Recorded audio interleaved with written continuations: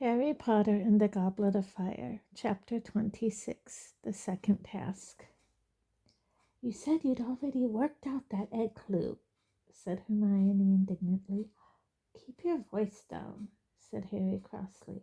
"I just need to sort of fine-tune it, all right?" He, Ron, and Hermione were sitting at the very back of the charms class with the table to themselves. They were supposed to be practicing the opposite of the summoning charm today, the banishing charm. Owing to the potential for nasty accidents when objects kept flying across the room, Professor Flitwick had given each student a stack of cushions on which to practice, the theory being that these wouldn't hurt anyone if they went off target. It was a good theory, but it wasn't working very well. Neville's aim was so poor that he kept accidentally sending much heavier things flying across the room. Professor Flitwick, for instance. "Just forget the egg for a minute, all right?"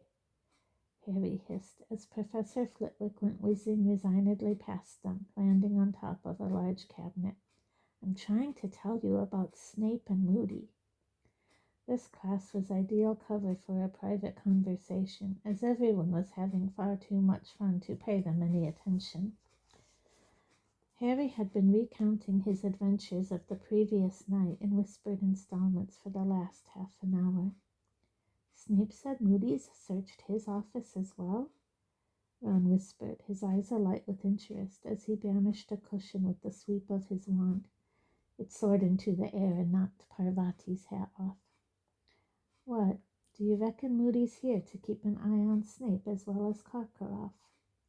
"Well, I don't know if that's what Dumbledore asked him to do, but he's definitely doing it," said Harry, waving his wand without paying much attention, so that his cushion did an odd sort of belly flop off the desk.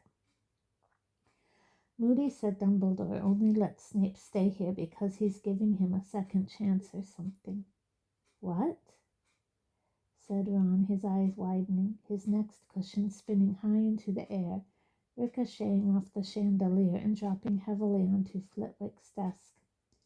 "Harry, maybe Moody thinks Snape put your name in the Goblet of Fire."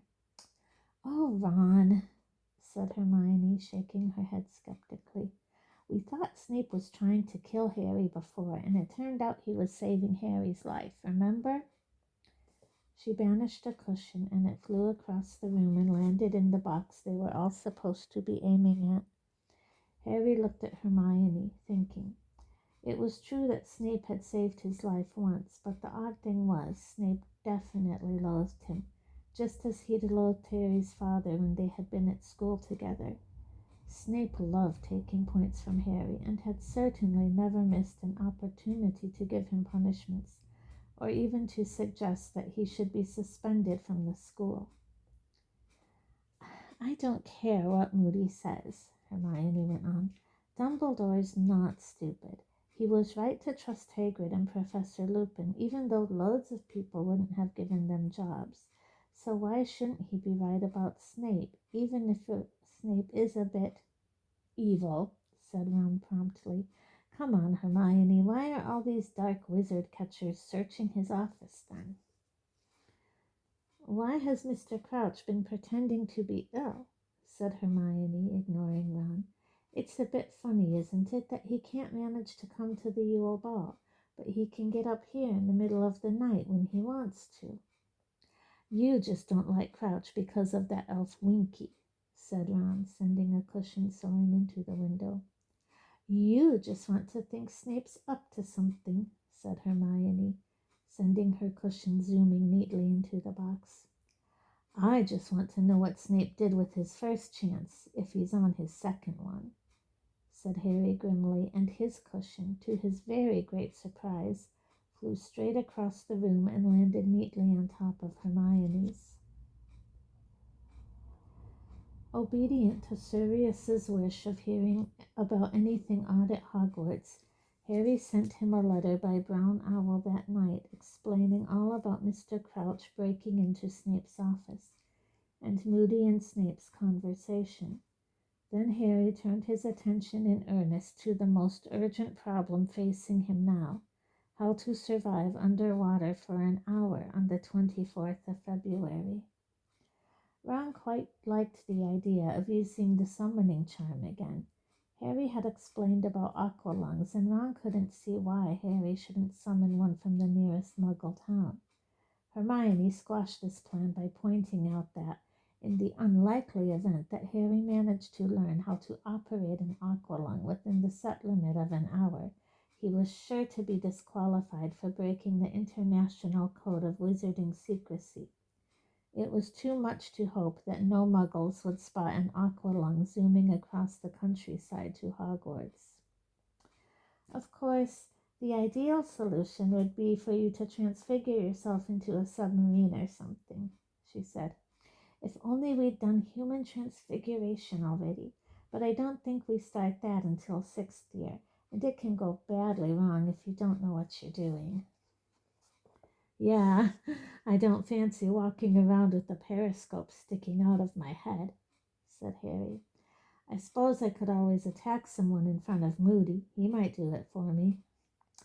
I don't think he'd let you choose what you wanted to be turned into, though, said Hermione seriously. No, I think your best chance is some sort of charm.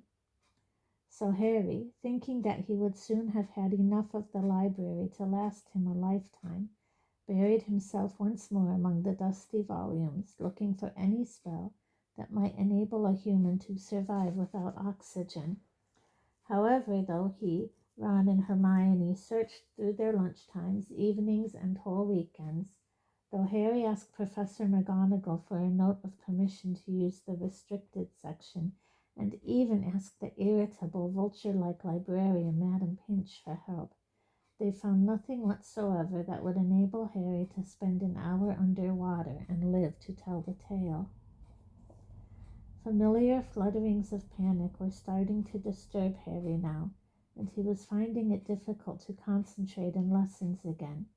The lake, which Harry had always taken for granted as just another feature of the grounds, drew his eyes whenever he was near a classroom window, a great iron-gray mass of chilly water, whose dark and icy depths were starting to seem as distant as the moon.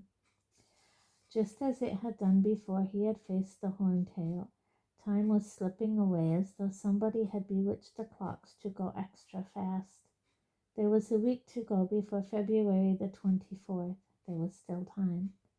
There were 5 days to go. He was bound to find something soon. 3 days to go. Please let me find something. Please.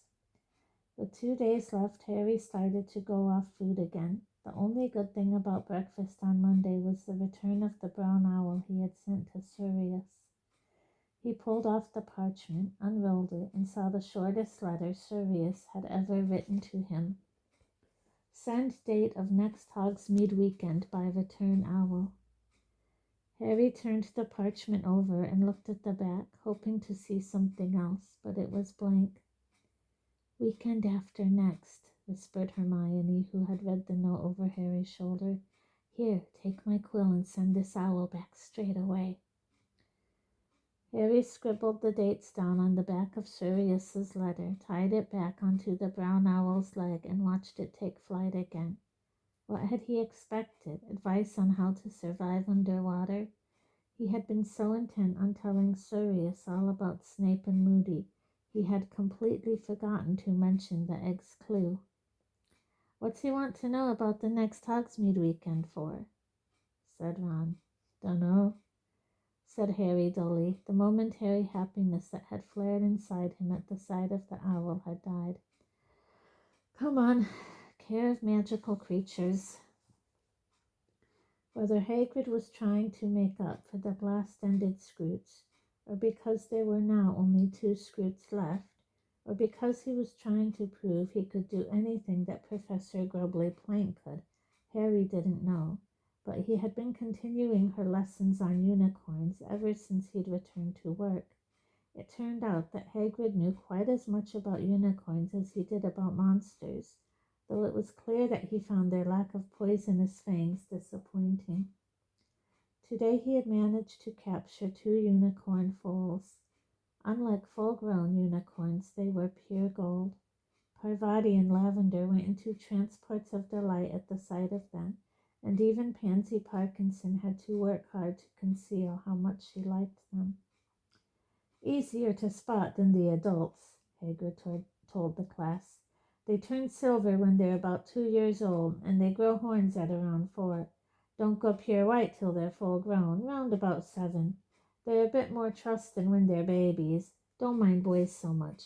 Come on, move in a bit. You can pat 'em if you want. Give 'em a few of these sugar lumps. You okay, Harry?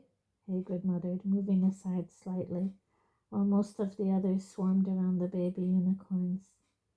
Yeah, said Harry. Just nervous, eh? Said Hagrid. Bit, said Harry. Harry, said Hagrid, clapping a massive hand on his shoulder so that Harry's knees buckled under its weight. I'd have been worried before I saw you take on that horntail, but now I know you can do anything you set your mind to. Now I'm not worried at all. You're going to be fine. Got your clue worked out, haven't you? Harry nodded, but even as he did so, an insane urge to confess that he didn't have any idea how to survive at the bottom of the lake for an hour came over him. He looked up at Hagrid. Perhaps he had to go into the lake sometimes to deal with the creatures in it. He looked after everything else in the grounds after all. You're going to win, Hagrid growled, patting Harry's shoulder again, so that Harry actually felt himself sink a couple of inches into the muddy ground. I know it, and I can feel it. You're going to win, Harry. Harry just couldn't bring himself to wipe the happy, confident smile off Hagrid's face. Pretending he was interested in the young unicorns, he forced a smile in return and moved forwards to pat them with the others.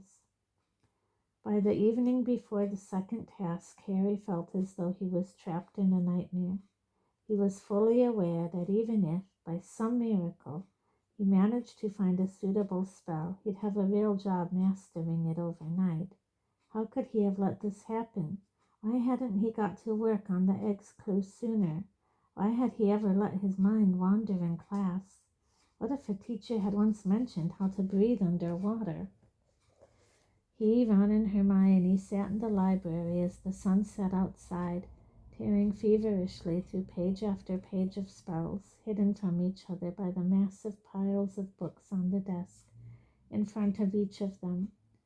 Harry's heart gave a huge leap every time he saw the word water on a page, but more often than not it was merely take 2 pints of water, half a pound of shredded mandrake leaves, and a newt. I don't reckon it can be done, said Ron's voice flatly from the other side of the table. There's nothing. Closest was that thing to dry up puddles and ponds, that drought charm, but that was nowhere near powerful enough to drain the lake. There must be something, Hermione muttered, moving a candle closer to her. Her eyes were so tired she was poring over the tiny print of old and forgotten bewitchments and charms with her nose about an inch from the page. They'd never have set a task that was undoable. They have, said Ron. Harry, just go down to the lake tomorrow, right? Stick your head in, yell at the merpeople to give back whatever they've nicked, and see if they chuck it out. Best you can do, mate. There's a way of doing it, Hermione said crossly. There just has to be. She seemed to be taking the library's lack of useful information on the subject as a personal insult. It had never failed her before.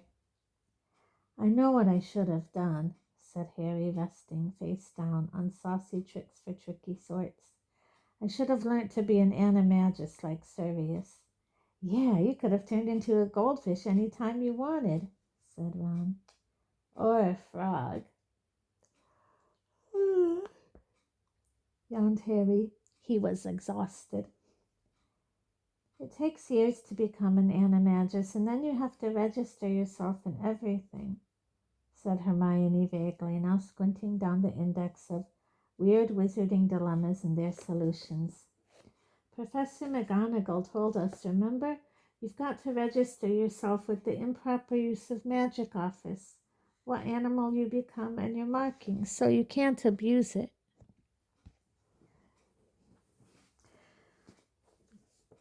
Hermione, I was joking, said Harry bravely. I know I haven't got a chance of turning into a frog by tomorrow morning.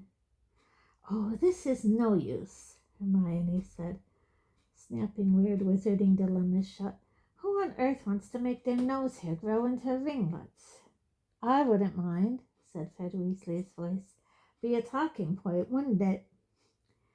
Harry, Ron, and Hermione looked up. Fred and George had just emerged from behind some bookshelves. What are you two doing here? Ron asked. Looking for you, said George. McGonagall wants you, Ron, and you, Hermione. Why? Said Hermione, looking surprised. Dunno. She was looking a bit grim, though, said Fred. We're supposed to take you down to her office, said George. Ron and Hermione stared at Harry, who felt his stomach drop. Was Professor McGonagall about to tell Ron and Hermione off? Perhaps she'd noticed how much they were helping him when he ought to be working out how to do the task alone. We'll meet you back in the common room, Hermione told Harry as she got up to go with Ron. Both of them looked very anxious. Bring as many of these books as you can, okay? Right, said Harry uneasily. By 8 o'clock, Madam Pinch had extinguished all the lamps and came to chivvy Harry out of the library. Staggering under the weight of as many books as he could carry, Harry returned to the Gryffindor common room, pulled a table into a corner, and continued to search. There was nothing in Madcap Magic for Wacky Warlocks, nothing in A Guide to Medieval Sorcery, not one mention of underwater exploits in An Anthology of 18th Century Chimes, or in Dreadful Denizens of the Deep, or Powers You Never Knew You Had, and What to Do with Them Now You've Wised Up. Crookshanks crawled into Harry's lap and curled up, purring deeply. The common room emptied slowly around Harry. People kept wishing him luck for the next morning in cheery, confident voices like Hagrid's, all of them apparently convinced that he was about to pull off another stunning performance like the one he had managed in the first task.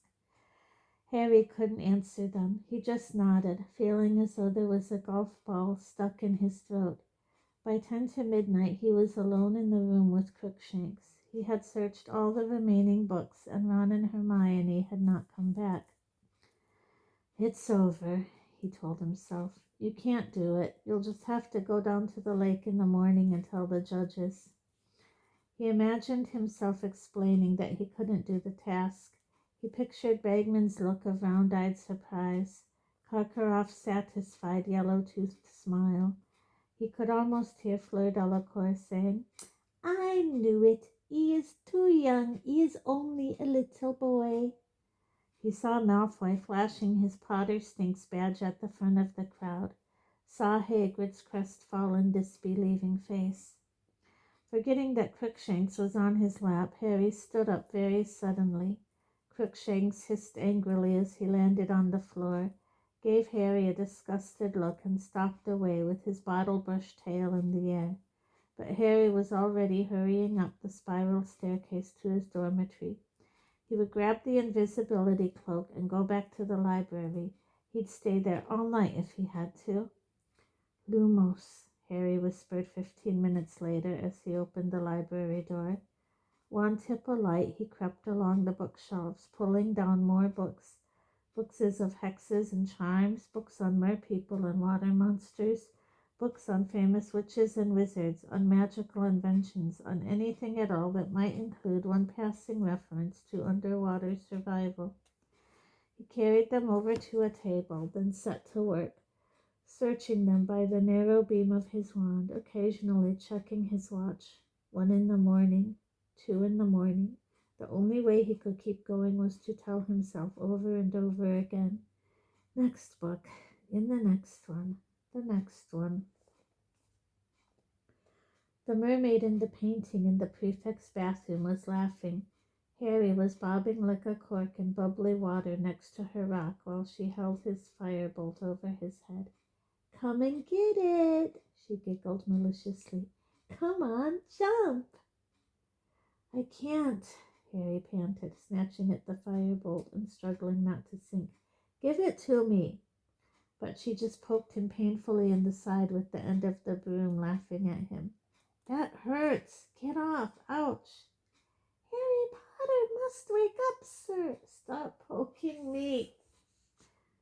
"Dobby must poke Harry Potter, sir. He must wake up." Harry opened his eyes. He was still in the library. The invisibility cloak had slipped off his head as he'd slept, and the side of his face was stuck to the pages of Where there's a wand, there's a way. He sat up, straightening his glasses, blinking in the bright daylight. "Harry Potter needs to hurry," squeaked Dobby. "The second task starts in 10 minutes, and Harry Potter—" "10 minutes," Harry croaked. Ten minutes." He looked down at his watch. Dobby was right. It was 20 past 9. A large dead weight seemed to fall through Harry's chest into his stomach. "Hurry, Harry Potter," squeaked Dobby, plucking at Harry's sleeve. "He was supposed to be down by the lake with the other champions, sir." "It's too late, Dobby," Harry said hopelessly. "I'm not doing the task. I don't know how." "Harry Potter will do the task," squeaked the elf. "Dobby knew Harry had not found the right book, so Dobby did it for him." "What?" said Harry. "But you don't know what the second task is." "Dobby knows, sir. Harry Potter has to go into the lake and find his Wheezy." "Find my what?" "And take his Wheezy back from the mer people." "What's a Wheezy?" "Your Wheezy, sir, your Wheezy. Wheezy who is giving Dobby his jumper."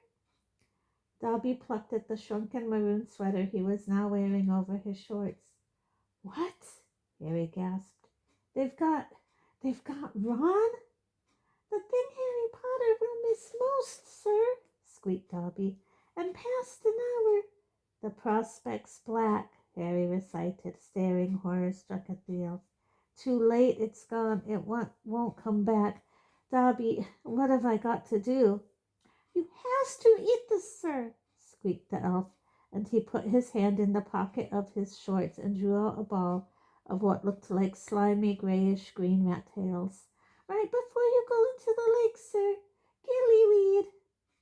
"What's it do?" said Harry, staring at the gillyweed. "It will make Harry Potter breathe underwater, sir." "Dobby," said Harry frantically, "listen, are you sure about this?" He couldn't quite forget that the last time Dobby had tried to help him, he had ended up with no bones in his right arm. "Dobby is quite sure, sir," said the elf earnestly. "Dobby hears things, sir. He is a house elf. He goes all over the castle as he lights the fires and mops the floors. Dobby heard Professor McGonagall and Professor Moody in the staff room talking about the next task. Dobby cannot let Harry Potter lose his Wheezy." Harry's doubts vanished. Jumping to his feet, he pulled off the invisibility cloak, stuffed it into his bag, grabbed the gillyweed, and put it into his pocket, then tore out of the library with Dobby at his heels. "Dobby is supposed to be in the kitchen, sir," Dobby squealed as they burst into the corridor. "Dobby will be missed. Good luck, Harry Potter, sir. Good luck." "See you later, Dobby," Harry shouted, and he sprinted along the corridor and down the stairs, 3 at a time. The entrance hall contained a few last-minute stragglers, all leaving the great hall after breakfast and heading to the double oak doors to watch the second task. They stared as Harry flashed past, sending Colin and Dennis Creevy flying as he leaped down the stone steps and out into the bright, chilly grounds. As he pounded down the lawn, he saw that the seats that had encircled the dragon's enclosure in November were now ranged along the opposite bank, rising in stands that were packed to bursting point and reflected in the lake below. The excited babble of the crowd echoed strangely across the water as Harry ran, flat out, around the other side of the lake towards the judges, who were sitting at another gold-draped table at the water's edge. Cedric, Fleur, and Crumb were beside the judge's table, watching Harry sprint towards them. "I'm here," Harry panted, skidding to a halt in the mud and accidentally splattering Fleur's robes. "Where have you been?" said a bossy, disapproving voice. "The task's about to start." Harry looked around. Percy Weasley was sitting at the judge's table. Mr. Crouch had failed to turn up again. Now, Percy," said Ludo Bagman, who was looking intensely relieved to see Harry. "Let him catch his breath." Dumbledore smiled at Harry, but Karkaroff and Madame Maxime didn't look at all pleased to see him. It was obvious from the looks on their faces that they had thought he wasn't going to turn up. Harry bent over, hands on his knees, gasping for breath. He had a stitch in his side that felt as though he had a knife between his ribs, but there was no time to get rid of it. Ludo Bagman was now moving among the champions, spacing them along the bank at intervals of 10 feet. Harry was on the very end of the line, next to Crumb, who was wearing swimming trunks and was holding his wand ready. "All right, Harry," Bagman whispered, as he moved Harry a few feet further away from Crumb. "Know what you're going to do?" "Yeah," Harry panted, massaging his ribs. Bagman gave his shoulder a quick squeeze and returned to the judge's table. He pointed his wand at his throat as he had done at the World Cup and said, "Sonorous," and his voice boomed out across the dark water toward the stands. "Well, all our champions are ready for the second task, which will start on my whistle. They have precisely an hour to recover what has been taken from them. On the count of 3, then. 1, 2, 3. The whistle echoed shrilly in the cold, still air. The stands erupted with cheers and applause. Without looking to see what the other champions were doing, Harry pulled off his shoes and socks, pulled the handful of gillyweed out of his pocket, stuffed it into his mouth, and waded out into the lake. The lake was so cold he felt the skin on his legs searing as though this was fire, not icy water. His sodden robes weighed him down as he walked in deeper. Now the water was over his knees, and his rapidly numbing feet were slipping over silt and flat, slimy stones.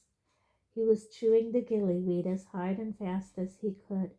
It felt unpleasantly slimy and rubbery, like octopus tentacles. Waist deep in the freezing water, he stopped, swallowed, and waited for something to happen. He could hear laughter in the crowd and knew he must look stupid, walking into the lake without showing any sign of magical power.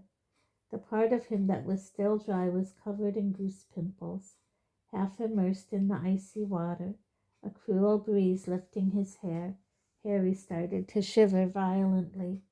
He avoided looking at the stands. The laughter was becoming louder, and there were catcalls and jeering from the Slytherins. Then, quite suddenly, Harry felt as though an invisible pillow had been clapped over his nose and mouth. He tried to draw breath, but it made his head spin. His lungs were empty, and he suddenly felt a piercing pain on either side of his neck. Harry clapped his hands around his throat and felt 2 large slits just below his ears, flapping in the cold air. He had gills. Without pausing to think, he did the only thing that made sense. He flung himself forward into the water. The first gulp of icy lake water felt like the breath of life. His head had stopped spinning. He took another great gulp of water and felt it pass smoothly through his gills, sending oxygen back to his brain. He stretched out his hands in front of him and stared at them. They looked green and ghostly under the water, and they had become webbed.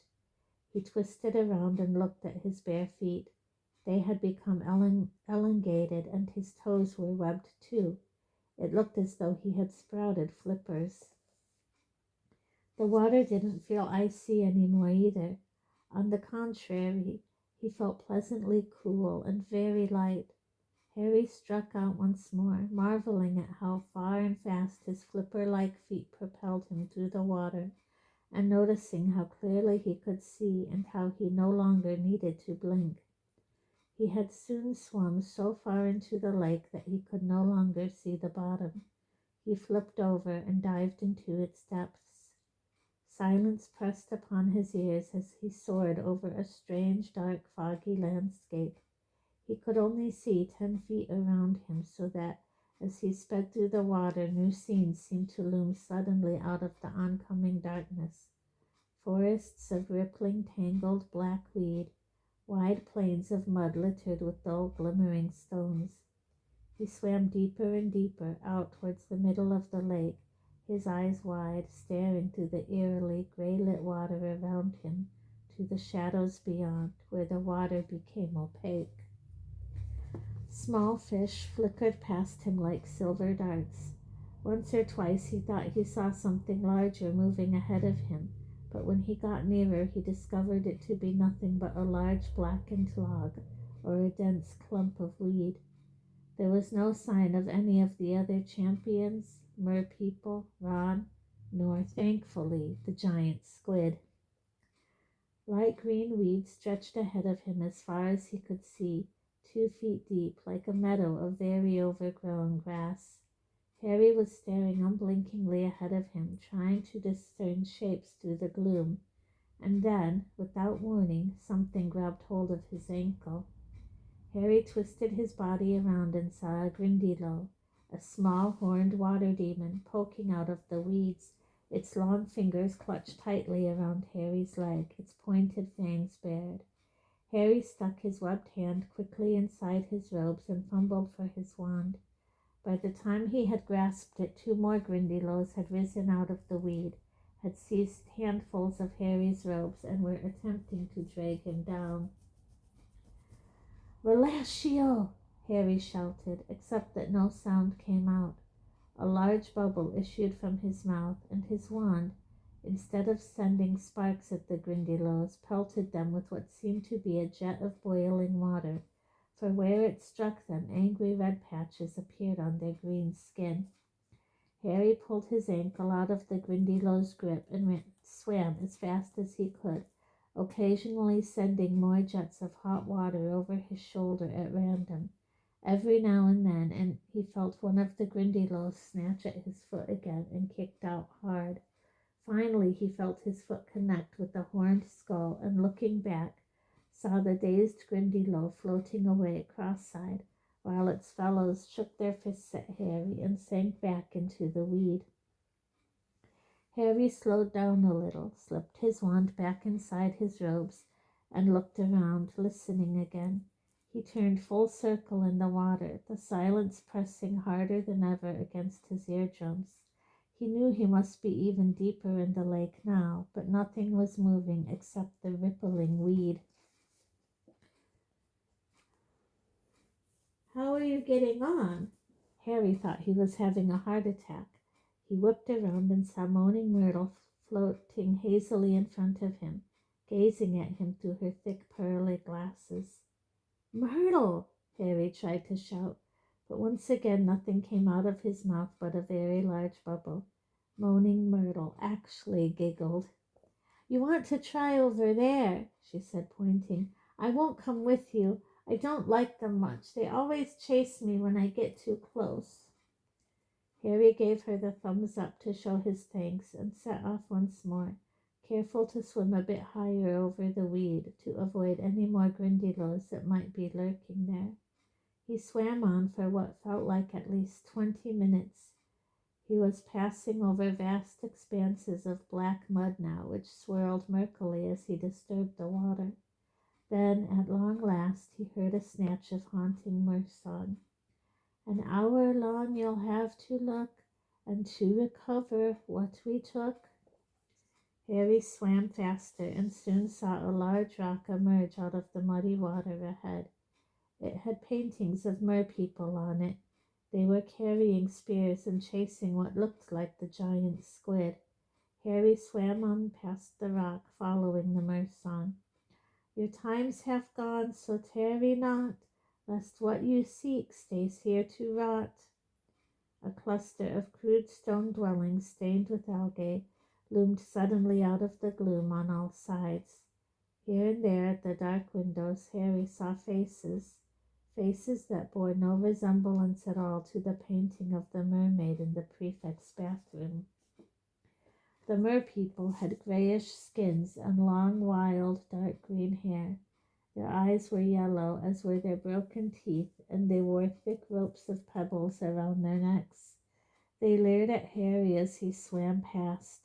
One or two of them emerged from their caves to watch him better, their powerful silverfish tails beating the water, spears clutched in their hands. Harry sped on, staring around, and soon the dwellings became more numerous.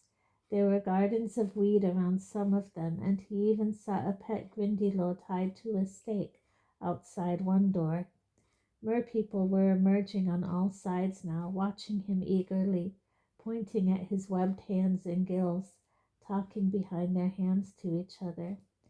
Harry sped around a corner, and a very strange sight met his eyes. A whole crowd of merpeople were floating in front of the houses that lined what looked like a mer version of a village square. A choir of merpeople were singing in the middle, calling the champions towards them, and behind them rode a crude sort of statue, a gigantic merperson hewn from a boulder. 4 people were bound tightly to the tail of the stone merperson. Ron was tied between Hermione and Cho Chang.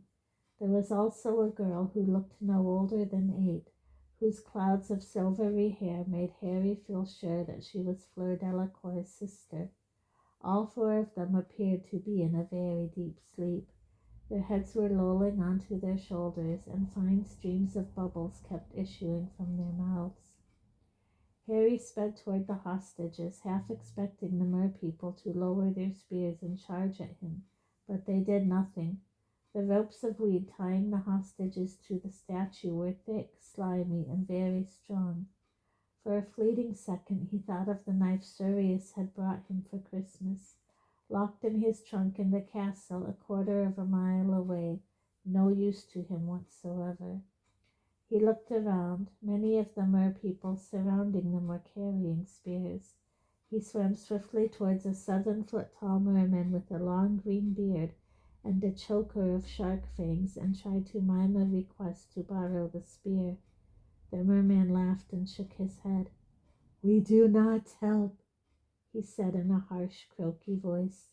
"Come on," Harry said fiercely, but only bubbles issued from his mouth, and he tried to pull the spear away from the merman, but the merman yanked it back, still shaking his head and laughing.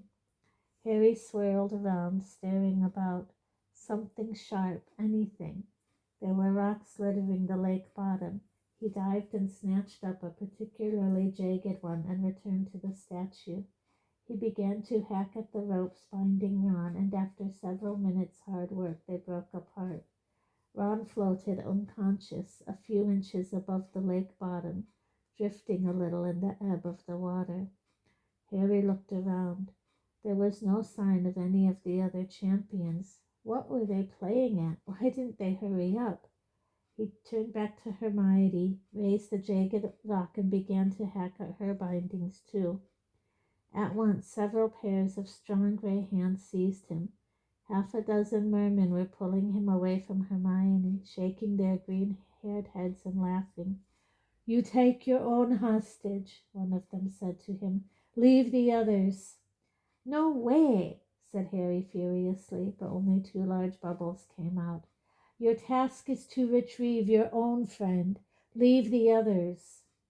"She's my friend too," Hermione yelled, gesturing towards Hermione, an enormous silver bubble emerging soundlessly from his lips. "And I don't want them to die either." Cho's head was on Hermione's shoulder. The small silver-haired girl was ghostly green and pale. Harry struggled to fight off the mermen, but they laughed harder than ever, holding him back. Harry looked wildly around. Where were the other champions? Would he have time to take Ron to the surface and come back down for Hermione and the others? Would he be able to find them again? He looked down at his watch to see how much time was left. It had stopped working. But then the merpeople around him started pointing excitedly over his head. Harry looked up and saw Cedric swimming towards them. There was an enormous bubble around his head which made his features look oddly wide and stretched. "Got lost," he mouthed, looking panic-stricken. "Fleur and Crumb are coming now." Feeling enormously relieved, Harry watched Cedric pull a knife out of his pocket and cut Cho free. He pulled her upwards and out of sight. Harry looked around, waiting. Where were Fleur and Crumb? Time was getting short, and according to the song, the hostages would be lost after an hour. The merpeople started screeching excitedly. Those holding Harry loosened their grip, staring behind them. Harry turned and saw something monstrous cutting through the water towards them, a human body in swimming trunks with the head of a shark.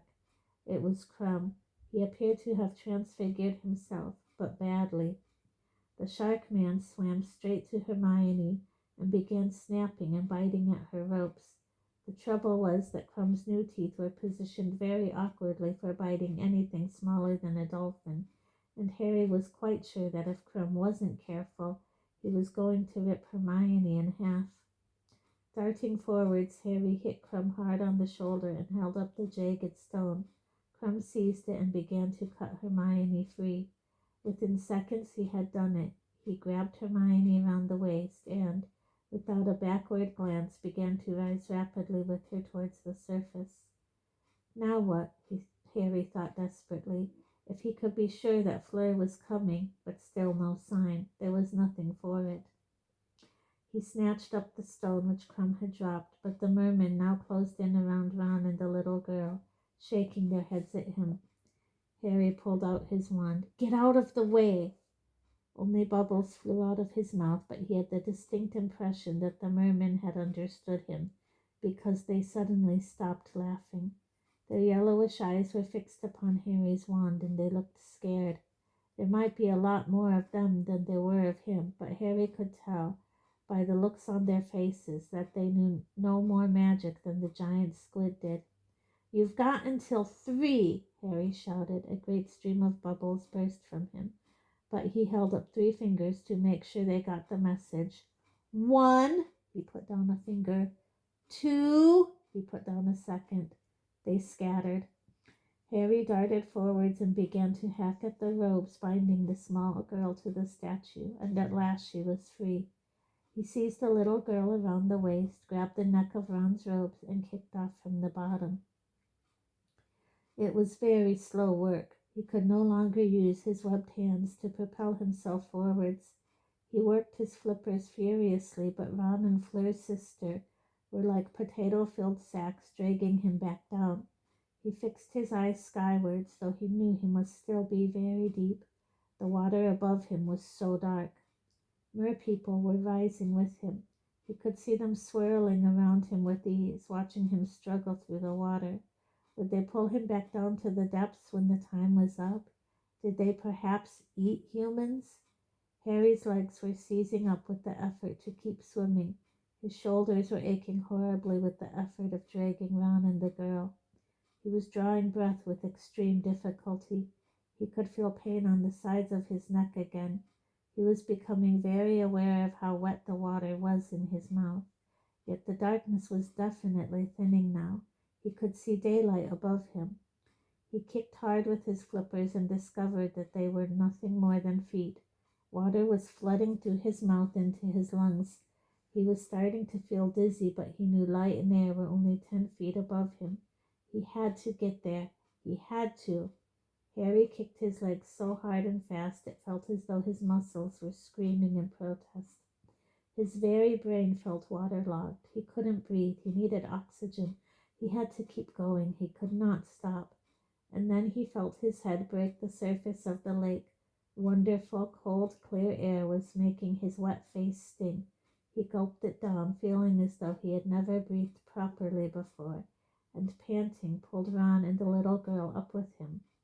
All around him, wild, green-haired heads were emerging out of the water with him, but they were smiling at him. The crowd in the stands was making a great deal of noise, shouting and screaming. Everybody seemed to be on their feet. Harry had the impression they thought that Ron and the little girl might be dead, but they were wrong. Both of them had opened their eyes. The girl looked scared and confused, but Ron merely expelled a great spout of water, blinked in the bright light, turned to Harry and said, "What, this isn't it?" Then he spotted Fleur's sister. "What did you bring her for?" "Fleur didn't turn up. I couldn't leave her," Harry panted. "Harry, you prat," said Ron. "You didn't take that song thing seriously, did you? Dumbledore wouldn't have let any of us drown." "But the song said, 'Only to make sure you got back inside the time limit,'" said Ron. "I hope you didn't waste time down there acting the hero." Harry felt both stupid and annoyed. It was all very well for Ron. He'd been asleep. He hadn't felt how eerie it was down in the lake, surrounded by spear-carrying merpeople who'd looked more than capable of murder. "Come on," Harry said shortly. "Help me with her. I don't think she can swim very well." They pulled Fleur's sister through the water, back towards the bank where the judges stood watching, 20 merpeople accompanying them like a guard of honor, singing their horrible, screechy songs. Harry could see Madame Pomfrey fussing over Hermione, Krum, Cedric, and Cho, all of whom were wrapped in thick blankets. Dumbledore and Ludo Bagman stood beaming at Harry and Ron from the bank as they swam nearer. But Percy, who looked very white and somehow much younger than usual, came splashing out to meet them. Meanwhile, Madame Maxime was trying to restrain Fleur Delacour, who was quite hysterical, fighting tooth and nail to return to the water. "Gabrielle! Gabrielle! Is she alive? Is she hurt?"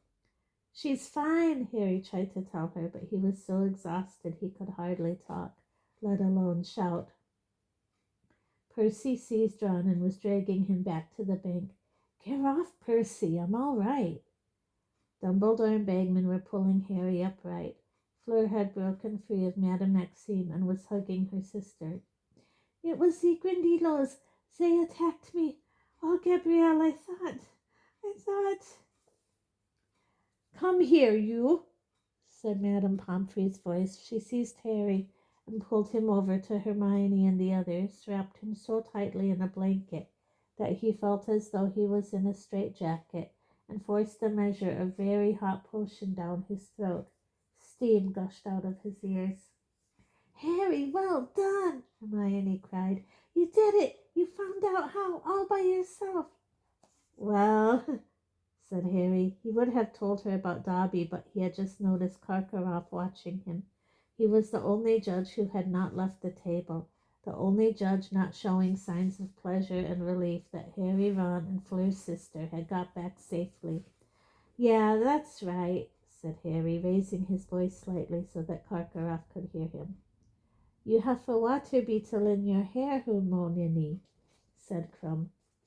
Harry had the impression that Krum was drawing her attention back onto himself, perhaps to remind her that he had just rescued her from the lake, but Hermione brushed the beetle away impatiently and said, "You're well outside the time limit, though, Harry. Did it take you ages to find us?" "No, I found you okay." Harry's feeling of stupidity was growing. Now he was out of the water. It seemed perfectly clear that Dumbledore's safety precautions wouldn't have permitted the death of a hostage just because their champion hadn't turned up. Why hadn't he just grabbed Ron and gone? He would have been first back. Cedric and Krum hadn't wasted time worrying about anyone else. They hadn't taken the Mer's song seriously. Dumbledore was crouching at the water's edge, deep in conversation with what seemed to be the chief merperson, a particularly wild and ferocious-looking female. He was making the same sort of screechy noises that the merpeople made when they were above water. Clearly, Dumbledore could speak Mermish. Finally, he straightened up, turned to his fellow judges, and said, "A conference before we give the marks, I think." The judges went into a huddle. Madame Pomfrey had gone to rescue Ron from Percy's clutches. She led him over to Harry and the others, gave him a blanket and some pepper-up potion, then went to fetch Fleur and her sister. Fleur had many cuts on her face and arms, and her robes were torn, but she didn't seem to care, nor would she allow Madame Pomfrey to clean them. "Look after Gabrielle," she told her. Then she turned to Harry. "You saved her," she said breathlessly, "even though she was not your hostage."